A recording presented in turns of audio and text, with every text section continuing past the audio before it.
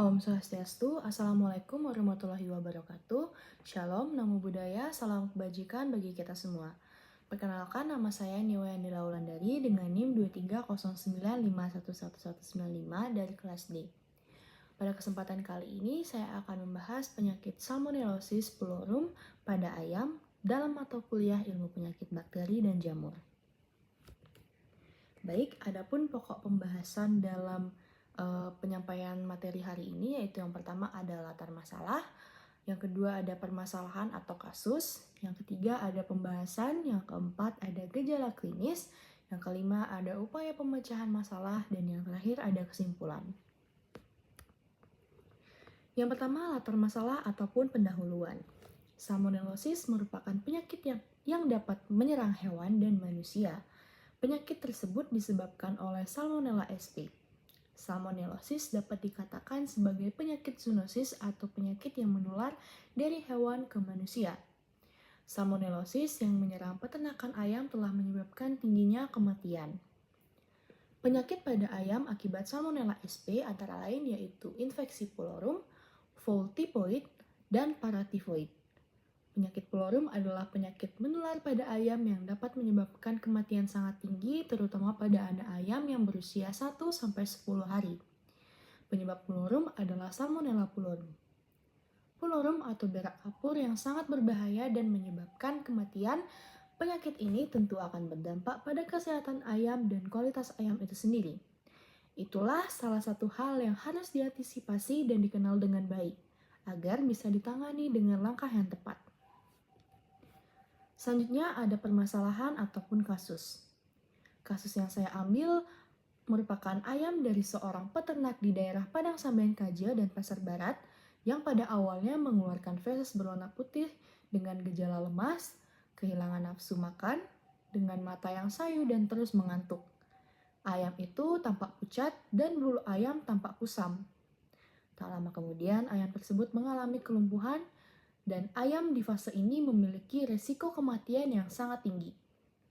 Ayam tersebut diduga terpapar penyakit Salmonellosis yaitu pullorum yang disebabkan oleh bakteri Salmonella pullorum. Selanjutnya ada pembahasan. Spesies Salmonella yang dapat menginfeksi unggas antara lain Salmonella pullorum, Salmonella gallinarum, Salmonella typhimurium, dan Salmonella enteritidis. Pullorum atau berak kapur sendiri diakibatkan oleh Salmonella pullorum. Salmonella pullorum termasuk dalam keluarga bakteri Enterobacteriaceae yang sangat tinggi adaptasinya terhadap inangnya. Pullorum merupakan penyakit bakteri septikemik yang umumnya terjadi pada ayam dan kalkun dan disebabkan oleh bakteri Salmonella pullorum. Salmonella sp bersumber dari lingkungan termasuk udara, air, tanah, serangga, dan kotoran hewan. Bakteri tersebut dapat hidup pada suhu 7-47 derajat Celcius dengan pH 4-9,5 dan dapat bertahan dalam waktu yang lama dengan keadaan lembab. Pullorum dapat menyebabkan kematian pada semua unsur ayam karena menghasilkan toksin yang dapat menyerang sistem pencernaan, retikuloendotil, sistem pertahanan tubuh, dan sistem reproduksi.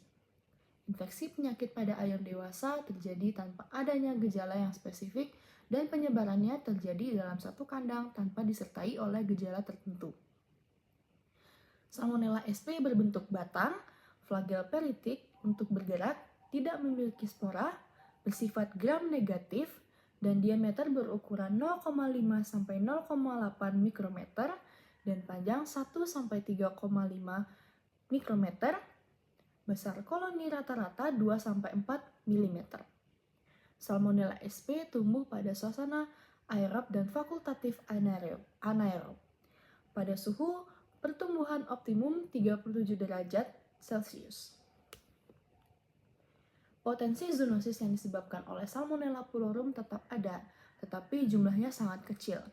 Gejala klinis pada manusia akan muncul jika manusia terpapar Salmonella pullorum dalam jumlah bakteri yang sangat besar atau miliaran bakteri. Gejala klinis yang dapat teramati antara lain diare akut yang akan sembuh sendiri tanpa penanganan medis.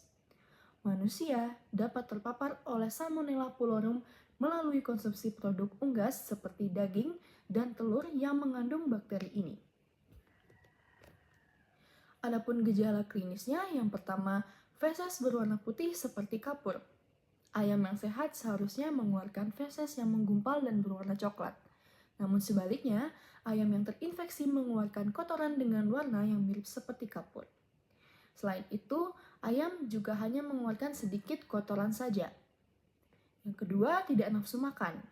Ayam yang tidak nafsu makan menjadi salah satu gejala bahwa ia sedang tidak sehat, sehingga nafsu makannya menurun. Semakin berat bobot ayam, maka makannya pun akan semakin banyak. Sehingga jika bobotnya menurun karena tidak ada nafsu makan, artinya memang ada penyakit yang menyerangnya. Yang ketiga, ayam menjadi pucat. Penyakit pulorum pada unggas ini juga akan membuat ayam menjadi pucat. Ayam yang pucat juga akan menjadi lemas dan lesu dan serta tidak bergairah. Yang keempat, bulu tampak kusam.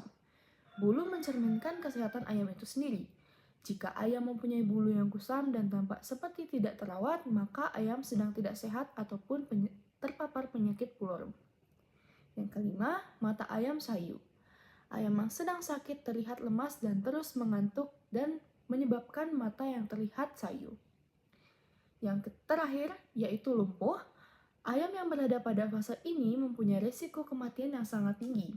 Dibutuhkan penanganan yang lebih intensif agar ayam selamat. Selanjutnya, adapun upaya pemecahan masalah. Yang pertama, adapun pencegahannya, yaitu penerapan program biosecurity yang baik.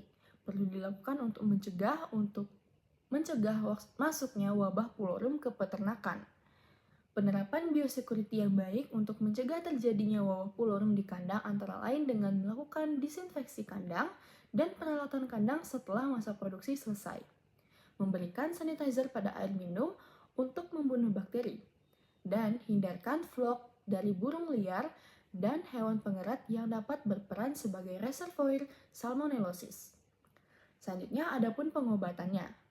Unggas atau ayam yang sakit sebaiknya langsung dipisahkan dengan unggas yang sehat.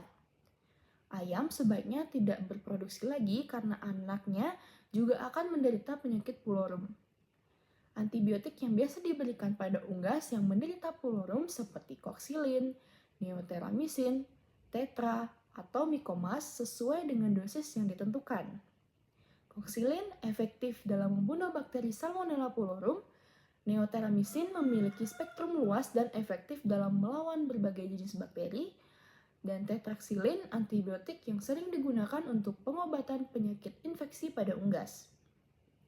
Pengobatan belum tentu dapat mencegah hewan menjadi karir, tetapi lebih bertujuan untuk menurunkan kematian unggas akibat penyakit pulorum. Selanjutnya, adapun kesimpulan yang dapat kita ambil, penyakit pulorum merupakan penyakit menular yang bersifat zoonosis dan sangat merugikan pada peternakan ayam, terutama pada anak ayam. Penyakit ini disebabkan oleh bakteri Salmonella pulorum yang dapat menginfeksi berbagai organ tubuh ayam. Gejala klinis yang sering terlihat meliputi diare putih, lesu, nafsu makan menurun, dan kematian mendadak. Penyakit ini dapat menyebar dengan cepat melalui kontak langsung antara ayam yang sakit dengan ayam yang sehat, serta melalui kontaminasi lingkungan. Untuk mencegah dan mengendalikan penyakit pulorum, diperlukan upaya yang komprehensif seperti vaksinasi, sanitasi yang baik, dan penerapan biosecurity yang ketat. Pengobatan penyakit pulorum seringkali sulit dan tidak selalu berhasil, sehingga pencegahan merupakan langkah yang paling efektif untuk mengatasi masalah ini. Kerugian ekonomi akibat penyakit pulorum sangat besar, karena dapat menyebabkan kematian pada sejumlah besar ayam dan penurunan produksi telur. Oleh karena itu, penting bagi peternak untuk selalu waspada terhadap penyakit ini dan melakukan tindakan yang tepat. Baik, sekian yang dapat saya sampaikan tentang penyakit salmonellosis pulorum pada ayam. Semoga materinya bermanfaat. Saya mohon maaf jika ada kesalahan kata dan saya ucapkan terima kasih. Om Santi Santi Santi Om. Wassalamualaikum warahmatullahi wabarakatuh. Shalom, namo buddhaya, salam sejahtera bagi kita semua.